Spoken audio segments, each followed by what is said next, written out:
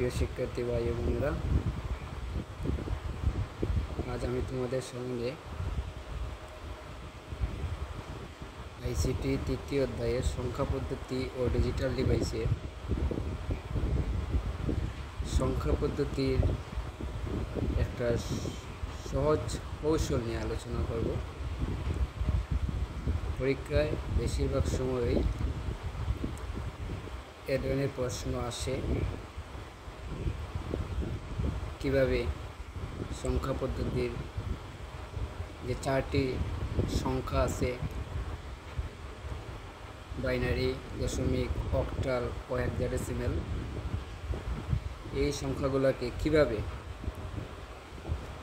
Binary থেকে দশমিকে, binary থেকে অক্টালে, binary থেকে হেক্সাডেসিমালে রূপান্তর করা হয়। আমি আশা করব আজকের এই সহজ কৌশলটা যারা দেখবে, চর্চা করবে, তারা খুব সহজেই সংখ্যা পদ্ধতির এই অঙ্কগুলো খুব সহজে এক সংখ্যা থেকে অন্য সংখ্যায় রূপান্তর করতে পারবে। আমি সহজ কৌশলটা তোমাদের সামনে আজ উপস্থাপন করছি। আমি একটি সংখ্যা নিলাম 18 বৃত্তি 10, অর্থাৎ এটি একটি দশমিক সংখ্যা। আমি তোমাদেরকে দেখাবো কীভাবে দশমিক সংখ্যাকে বাইনারিতে, অক্টালে এবং হেক্সাডেসিমালে রূপান্তর করা যায় খুব সহজে। এটি করতে হলে তোমাদেরকে আমি দেখিয়ে দেই, একটা সহজ কৌশল অবলম্বন করবে। ধরো 1, 2, 4, 8 এরকম সংখ্যা নেবে। নেওয়ার পরে আমাদের যে সংখ্যাটা আছে 18, এই 18 সংখ্যাটা বাহির করতে হলে কোন কোন সংখ্যা মিলে 18 হবে তোমরা সেটা বাহির করবে। আমরা খেয়াল করি যে এখানে 16 আছে, 16 আর 2, 16 আর 2 যোগ করলে 18, অর্থাৎ যে সংখ্যাগুলা যোগ করে আমরা 18 মানটি পাই, ওই সংখ্যাগুলোর নিচে আমরা 1 দেব। যেমনটা আমি দিয়েছি, 16 নিচে 1 আর 2 নিচে 1। বাকি ঘরগুলোতে হবে 0। এখন আমরা যে মানটা পাইছি 1 0 0 1 0, তার মানে দশমিক সংখ্যা 18 এর বাইনারি মানটি হচ্ছে 1 0 0 1 0। বাইনারির ভিত্তি হচ্ছে 2। এবার আমরা দেখব যে ওই বাইনারি সংখ্যাটাকে আবার কিভাবে অক্টাল সংখ্যায় রূপান্তর করা যায়। আমরা খেয়াল করি, আমরা যে বাইনারি সংখ্যাটা পেয়েছি 1 0 0 1 0, ওই সংখ্যাটাকে আমরা বসাই 1 0 0 1 0। আমরা বাইনারি থেকে অক্টাল সংখ্যায় রূপান্তর করার সময় সব সময় মনে রাখবে ওই বাইনারি সংখ্যাগুলোকে 3 বিট করে আলাদা করব ডান দিক থেকে। যদি ওই সংখ্যার মধ্যে কোনো ভগ্নাংশ যুক্ত সংখ্যা না থাকে, তাহলে আমরা ডান দিক থেকে 3 বিট আলাদা করব। আমরা আলাদা করি। যদি দেখা যায় শেষে আমাদের 3 বিট হয় না, যতটা সংখ্যা লাগে আমরা ততটা শূন্য বসাইয়া 3 বিট করব। আমার এখানেও 0 1 দুইটা বিট ছিল, আমি শূন্য বসাইয়া 3 বিট করলাম। এখন প্রতিটা বিটের আমরা দশমিক মানটা বসাবো। কীভাবে বসাবো? আমি আবার ওই ছকের মধ্যে যাই, খেয়াল করি। প্রথমে আছে এখানে 0 1 0, তাই আমি বসাই 0 1 0। যে ঘরের নিচে আমার 1 পড়ছে ওই ঘরটা আমি নেব। তাহলে দেখা যায় এখানেও 1 পড়ছে 2-এর নিচে, তার মানে 10-এর বাইনারি মান হচ্ছে 2। এখানে 0 1 0 আবারও একই মান, তাহলে এখানেও 10-এর বাইনারি মানটা হচ্ছে দশমিক মানটা হচ্ছে 2। আমরা এখানে মান পাইছি যে 2 2, অর্থাৎ 1 0 0 1 0 এর অক্টাল মানটা হচ্ছে 2 2, অর্থাৎ 22।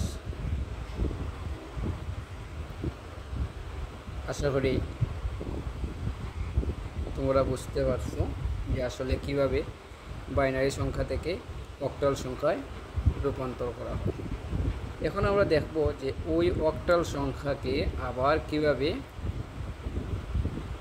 হেক্সাডেসিমেল সংখ্যায় রূপান্তর করা যায়।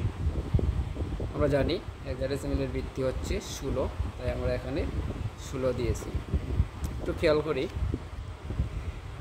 আমরা যে অক্টাল সংখ্যা পেয়েছি 22, ওই 22-এর আবার আমরা বাইনারি মানটা বাইর করব। খেয়াল করি,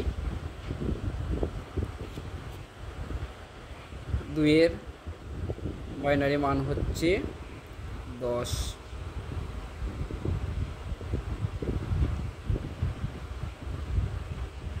যেহেতু একটা অক্টাল সংখ্যা তাই আমরা এখানে দিলাম একটা 0 3 বিট। আবার 2-এর বাইনারি মানটা হচ্ছে 10, যেহেতু আমরা অক্টাল সংখ্যা থেকে বাইনারিতে নিচ্ছি আমরা করলাম 3 বিট। আমাদের মান বাইরেছে যে 0 1 0 0 1 0। আমরা এখন যেহেতু অক্টাল সংখ্যা থেকে হেক্সাডেসিমেল সংখ্যা নেব, সেহেতু আমরা জানি যে হেক্সাডেসিমেল সংখ্যা যখন বাইনারি সংখ্যাকে নেওয়া হয় তখন ডান দিক থেকে 4 বিট করে আলাদা করি। আমরা 4 বিট করে আলাদা করি, 0 থেকে 0 1 2 3 4 4 বিট। আবার 1 থেকে খেয়াল করি এখানে 2 বিট আছে। আমি আগেই বলছি যে যদি বিট সংখ্যা কম হয় তাহলে আমরা 0 বসাইয়া 4 বিট করব। এখন আমরা প্রতিটা বিটের মান বসাবো। 0 0 1 0,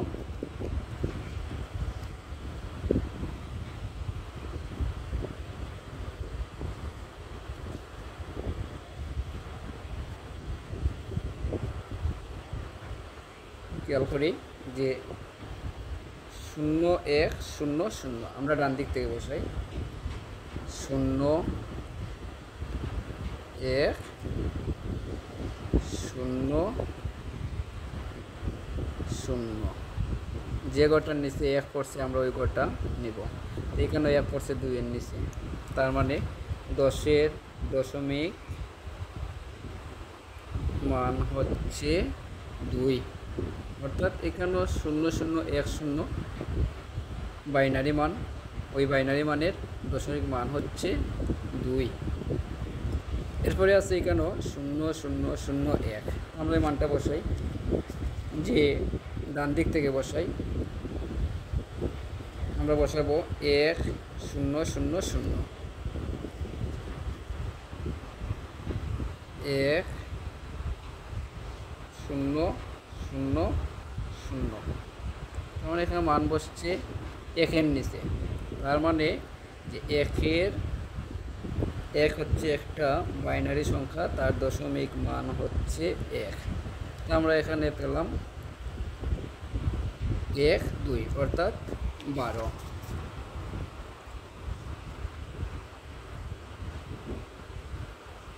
তার মানে আমরা স্পষ্ট যে অক্টাল সংখ্যা 22 এর হেক্সাডেসিমাল সংখ্যা হচ্ছে 12। এখন আমরা দেখব যে ওই হেক্সাডেসিমাল সংখ্যা আবার পুনরায় 18 দশমিক সংখ্যা হয় কিনা। যদি দশমিক সংখ্যা 18 হয় আমার ওই হেক্সাডেসিমাল সংখ্যাটা, তাহলে আমরা বুঝবো আমাদের অঙ্কটা সঠিক। আমরা খেয়াল করি যে আমাদের হেক্সাডেসিমাল নাম্বারটা হচ্ছে 12। আমরা লিখলাম 12। আমরা ওইটাকে আবার দশমিক সংখ্যা নেব। তো আমরা জানি যে কোনো সংখ্যাকে যখন দশমিক সংখ্যা নেওয়া হয় তখন যে সংখ্যা থেকে নেওয়া হয় ওই সংখ্যার ভিত্তি গুণ আকারে বসে। আমরা এখানে বসালাম যেহেতু হেক্সাডেসিমাল সংখ্যা, হেক্সাডেসিমাল সংখ্যার ভিত্তি হচ্ছে 16। আমরা দিলাম 1 গুণন 16 প্লাস এখানে আছে 2 গুণন 16। আমরা জানি ডান দিক থেকে ভিত্তি দেওয়া লাগে। যখন কোনো সংখ্যাকে দশমিকে নেওয়া হয় তখন উপরে ভিত্তি দেওয়া হয়। প্রথমে আমরা 0 দিলাম, এরপরে 1। খেয়াল করি 1 গুণন, যদি কোনো সংখ্যার উপর 1 থাকে তাহলে তার মানটা যা আছে তা থাকবে। তার মানে 16 আছে, এখানে 16 হবে। যোগ 2 গুণন 16-র উপরে আছে, আমরা খেয়াল করি এখানে একটা 0 আছে যেটাকে নট বলা হয় আইসিটির ভাষায়। তার মানটা হচ্ছে 1, অর্থাৎ সূত্রটা হচ্ছে ওই রকম a নট ইকুয়াল টু 1। তার মানে তার মানটা হচ্ছে 1। আমরা গুণ করি 16 একে 16, 2 একে 2, 16 আর 2 18। তার মানে আমাদের পুনরায় আবার মানটা বাইরে হয়েছে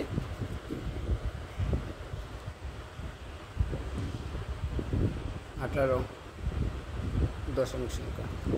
প্রিয় শিক্ষার্থী ভাই বোনেরা, আমরা খেয়াল করি যে আমরা শুরুতেই নিয়েছিলাম একটা সংখ্যা দশমিক সংখ্যা 18। আমরা বাইনারিতে নিলাম, বাইনারি থেকে অক্টালে নিলাম, অক্টাল থেকে হেক্সাডেসিমালে নিলাম, হেক্সাডেসিমাল থেকে আবার পরিশেষে দশমিকে নিলাম। আমাদের মানটা ছিল শুরুতেই 18, আবার আমরা মানটা পেলাম পরিশেষে 18। তার মানে আমাদের অঙ্কটা সঠিক। তো প্রিয় শিক্ষার্থী ভাই বোনেরা, এই অঙ্কটা তোমাদের জন্য খুবই গুরুত্বপূর্ণ, কেননা পরীক্ষায় প্রায় সময় সংখ্যা পদ্ধতির এই সকল অঙ্ক আসে। আমরা অনেক শিক্ষার্থী আমরা এই ধরনের অঙ্ক সমাধান করতে হিমশিম খাই। আমি আশা করি তোমরা যারা এই ভিডিওটা দেখে বাসায় প্র্যাকটিস করবে তারা খুব সহজেই সংখ্যা পদ্ধতির রূপান্তর অঙ্কগুলো সহজে করতে পারবে। আশা করি প্রিয় শিক্ষার্থী ভাই বোনেরা, তোমরা একটু হলেও আমার এই ভিডিও থেকে উপকৃত হতে পেরেছো।